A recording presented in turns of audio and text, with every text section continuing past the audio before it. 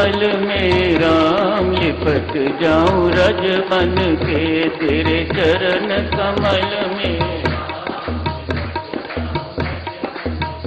तेरे चरण कमल में राम लिपट जाऊं रज बन के तेरे चरण कमल में, तेरे चरण कमल में राम लिपट जाऊं रज बन के तेरे चरण कमल में राम लिपट जाऊं रज बन के तेरे चरण कमल में राम लिपट जाऊं रज बन के तेरे चरण कमल में राम लिपट जाऊं रज बन के तेरे चरण कमल में राम लिपट जाऊं रज बन के तेरे चरण कमल में राम लिपट जाऊं रज बन के तेरे चरण कमल में राम लिपट जाऊं रज बन के तेरे चरण कमल में राम लिपट जाऊं रज बन के तेरे चरण कमल में राम लिपट जाऊं रज बन के। पूज्यपाद स्वामी जी महाराज ने अष्टावक्र का आज का प्रसंग महाभारत से लिया है। महाभारत में अष्टावक्र की कथा वर्णित है, उसी से स्वामी जी महाराज ने ये प्रसंग लिया है। महर्षि घोड़ हैं, उनकी पत्नी सुजाता गर्भवती है। महर्षि आचार्य भी हैं, रोज रात को वेदों का अध्ययन करते हैं। सुबह अनेक शिष्य उनके पास आते हैं, उन्हें वेद पढ़ाते हैं। ये उनका नियम न जाने कब से निभ रहा है। आज जब शिष्यों को शिक्षा दे रहे हैं, एक आवाज सुनी, पिताश्री आप रात भर वेदों का अध्ययन करते रहे, लेकिन इस वक्त आप गलत पढ़ा रहे हैं।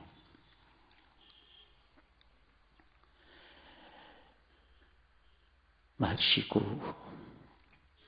बड़ा अजीब सा लगा, कौन है ये उदंड, ये आवाज कहां से है। इधर उधर झांका, कोई दिखा नहीं। शिष्यों के सामने मुझे अपमानित कर रहा है, मुझे गलत बता रहा है। मैं आचार्य हूं, विद्वान हूं, कौन है ये। खोज करने पर नहीं दिखा। पुनः आचार्य ने अपने शिष्यों को पढ़ाना शुरू किया, जारी रखा।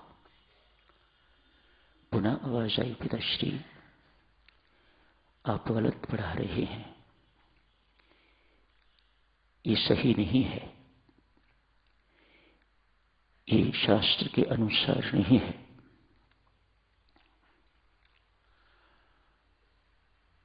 थोड़ा गंभीर हुए, देखा तो पत्नी के गर्भ में उन्हीं का बच्चा है जो ये सब बोल रहा है। अच्छे बाप, ज्ञानी बाप होते गर्वित महसूस करते। मेरा पुत्र गर्भ में ही इतना ज्ञानी है, मेरे से अधिक, लेकिन ऐसा नहीं माना, अपमानित माना। अतएव कहा, तो गर्भ में ही पुत्र टेढ़ी बेढ़ी बातें करता है, जा 8 अंगों से टेढ़ा हो जा। अष्ट वक्र, 8 अंगों से पिता के शाप से पुत्र टेढ़ा हो गया है। अष्ट 8 वक्र, जिसके 8 अंग विकृत हैं, टेढ़े मेढ़े है, अष्टवक्र।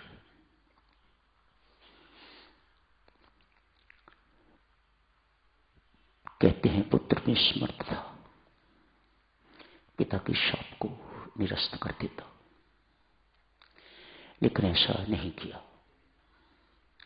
मानो पुत्र बाप जैसा नहीं है। आगे है, शाप स्वीकार किया, 8 अंगों से टेढ़ा पुत्र पैदा हुआ। पुत्र पैदा होने से पहले ही अष्टवक्र राजा जनक की सभा में एक बंदी नामक महापंडित से परास्त होके तो उन्हें जल समाधि दे दी गई थी। ही वॉज नो मोर। अष्टवक्र थोड़े बड़े हुए हैं, मां से सारी कहानी सुनी। पिताश्री को वापस लाऊंगा, अष्टवक्र ने कहा।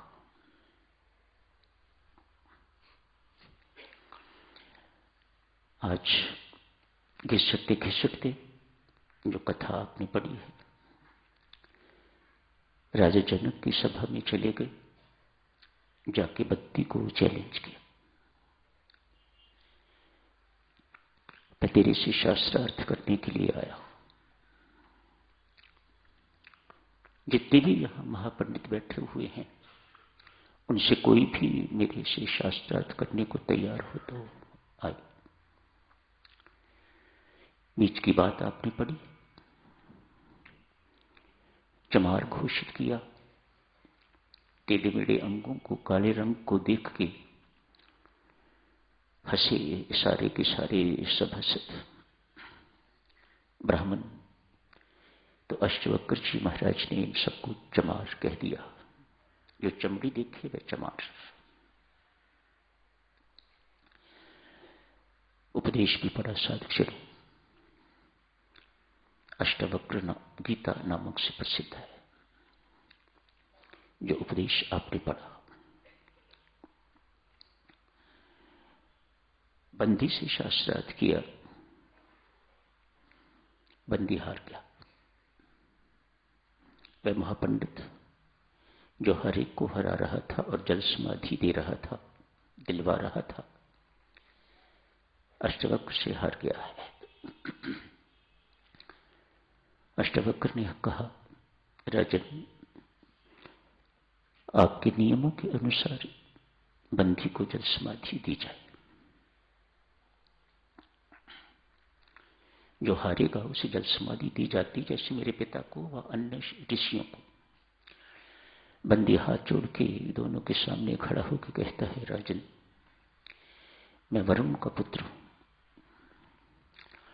मेरे पिताश्री ने यज्ञ करना था, वहां पंडितों की जरूरत थी, वहां ऋषि मुनियों की जरूरत थी। यज्ञ की सफल संपन्नता के लिए मैं एक एक करके सभी को भेज रहा था।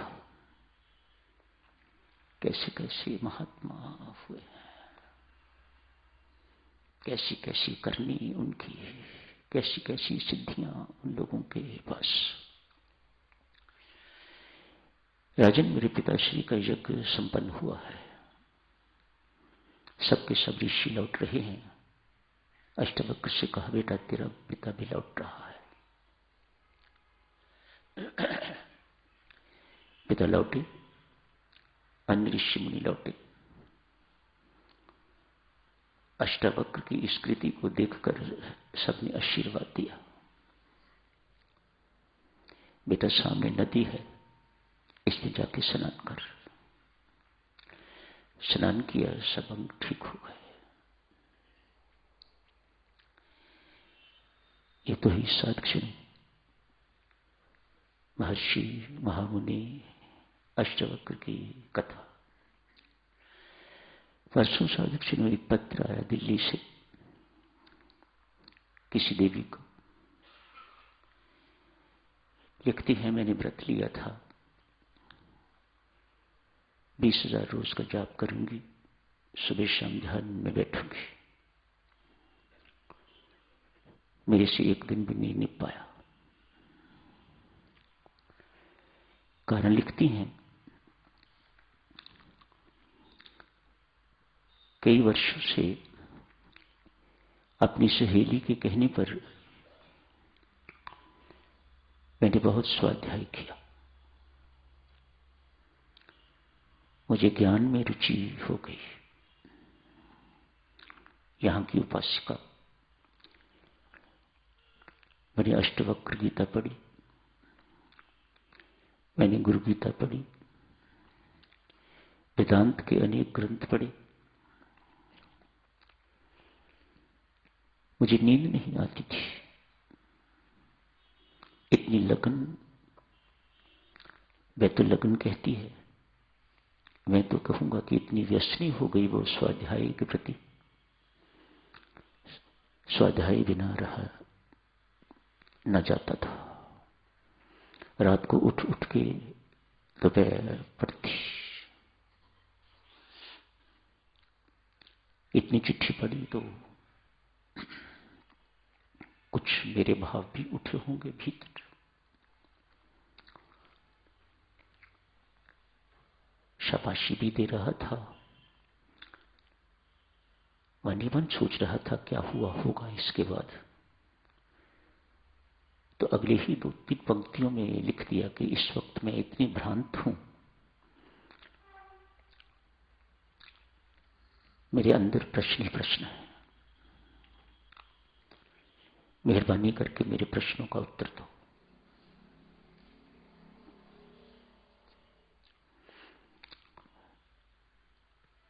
पत्थर का उत्तर मैंने दिया। ब्रह्म विद्या देवियों, सज्जनों, न पुस्तकों से मिलती है, न ही पत्थर व्यवहार से। भगवान श्री गीता जी में फरमाते हैं, पार्थ, संतों महात्माओं की चरण शरण में जा, वे तुम्हें ज्ञान देंगे। तेरे अंदर जिज्ञासा होनी चाहिए, विनम्रता होनी चाहिए, सेवा का भाव होना चाहिए। जाके उन्हें बार बार नमस्कार कर, उनकी सेवा कर, उनके चरण चूम, उनकी चरण रज बन, तो वे तुम्हें ज्ञान देंगे, कल्याणकारी ज्ञान। अभिमान देने वाला ज्ञान तो देवी पुस्तक में भरा पड़ा है। पढ़ते जाओ और अभिमानी होते जाओ। उत्कृष्टता देने वाला ज्ञान।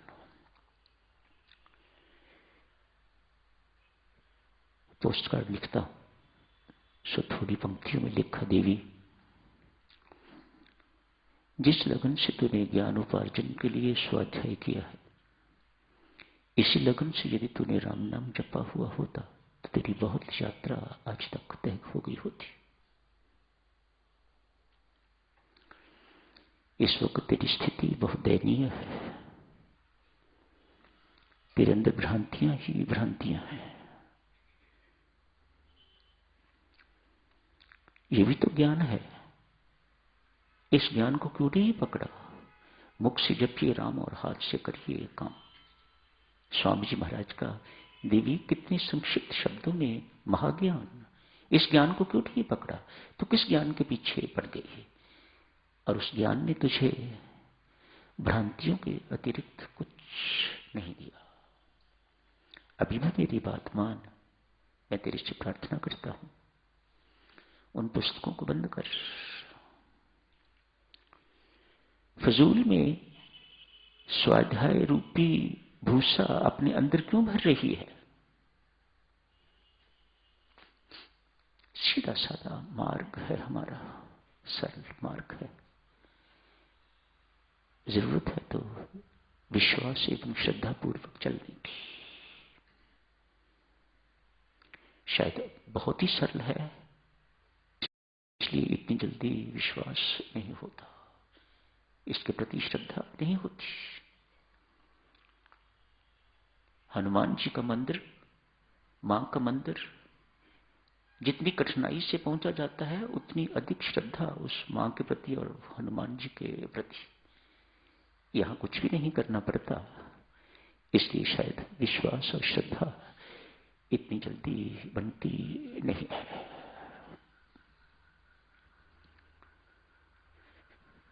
सबसे साक्षी निवेदन है, इस देवी से हमें शिक्षा लेनी चाहिए। स्वामी जी महाराज ने, कोई उनके आर्य समाजी मित्र थे, उस वक्त छोटे होते होंगे आयु में, उन्हें कहा था, काका अधिक स्वाध्याय करने की जरूरत नहीं, मैंने बहुत कर लिया। जगह जगह से दूध इकट्ठा करने की जरूरत नहीं, मैंने दूध भी इकट्ठा किया, गर्म किया, उसे उबाला, उसे ठंडा किया, दही जमाया उसका, और उसके बाद मैंने नवनीत निकाल के आप लोगों को दे दिया हुआ है। अधिक स्वाध्याय के चक्कर में पड़ने की जरूरत नहीं, उस नवनीत का, उस मक्खन का सेवन करो, बाकी सब कुछ मैंने कर रखा हुआ है। वाह स्वामी जी महाराज, कैसे आपका दिया किया हुआ हम चुका सकेंगे।